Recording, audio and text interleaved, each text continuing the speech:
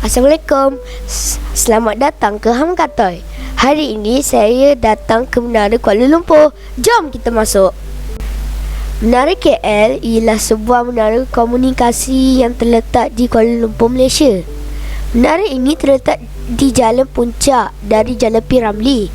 Reka bentuk menara ini dipengaruhi oleh seni bina Islam Jerman, Perancis dan tempatan. Hiasan dalamnya dipengaruhi oleh seni bina Islam dari Isfahan, Iran. Seni reka dalaman ini dapat dilihat pada rekaan kubah kaca yang terdapat di lobi lift utama. Kubah kaca yang cantik yang agak luar biasa ini juga boleh dilihat di pintu masuk utama ruang legar dan di bawah kepala menara. Pelancong yang datang melawat Menara KL adalah untuk melihat pandangan 360 darjah keseluruhan bandaraya. Pelancong juga berpeluang makan tengah hari, minum petang dan makan malam di restoran berputar atmosfera 360. Lift hanya mengambil masa 54 saat untuk naik ke dek pemerhatian dan mengambil masa 52 saat untuk turun semula ke lobi. Pembinaannya siap pada 1 Mac 1995. Ada sebuah antena pada ketinggian 421 meter iaitu 1381 kaki dan merupakan menara tunggal ketujuh tertinggi di dunia. Bahagian atasnya terletak pada ketinggian 335 meter iaitu 1099 kaki. Bahagian bawah selebihnya mempunyai tangga dan lift untuk mencapai kawasan atas, yang mana ia mempunyai restoran berputar yang menyediakan ruang makan dengan pemandangan kota raya Kuala Lumpur. Menara ini juga berfungsi sebagai balai cerap bagi meninjau anak bulan bagi menandakan permulaan bulan-bulan hijrah, terutamanya Ramadan, Syawal dan Zulhijjah bagi menyambut bulan puasa Hari Raya Aidilfitri. Menara ini merupakan titik pandang tertinggi di Kuala Lumpur yang dibuka kepada awam. Pembinaan Menara Kuala Lumpur dilaksanakan dalam 3 fasa pembinaan.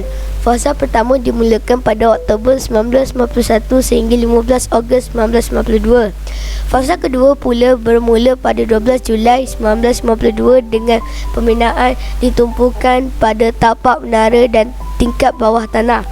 Kerja-kerja asas pembinaan dan aktiviti penanaman cerucuk selesai pada 15 April 1953. Menara ini dibina bersebelahan sebatang pokok jelutong berusia lebih 100 tahun. Pada tahun ia siap dibina iaitu tahun 1996. Menara ini merupakan menara tertinggi di Asia dan merupakan yang ketiga tertinggi di dunia. Reka bentuk menara ini direka oleh sebuah syarikat tempatan. Bentuknya yang tirus dan tinggi ialah keistimewaannya. Bahan binaan menara ini ialah konkrit. Menara ini menjadi tumpuan pelancong kerana ia menyediakan banyak tempat rekreasi. Menara Kuala Lumpur digunakan untuk atur cara penting bagi umat Islam kerana di sinilah tempat penentuan anak bulan Ramadan dan Syawal yang dilakukan di puncak menara tersebut. Menara Kuala Lumpur memperlihatkan aktiviti kesenian dan kebudayaan. Antara aktiviti di sini ialah permainan tradisional, persembahan tarian tradisional, gamelan, persembahan muzik dan nyanyian lagu-lagu asli setiap hari. Menara Kuala Lumpur digunakan oleh beberapa pertubuhan untuk pelbagai tujuan penyiaran. Pada asalnya bertujuan untuk penyiaran televisyen dan radio sahaja. Suplai aktiviti menarik yang ada di Menara Kuala Lumpur. Pertama, dek pemerhatian. Kedua, dek sky. Ketiga, skybox. Keempat, zoom mini. Kelima, aquarium blue coral. Keenam, rumah terbalik. Ketujuh, Taman KL Forest Eco. Kelapan, Theater XD. Ke-9 zon simulasi F1. Ke-10 restoran atmosfera 360.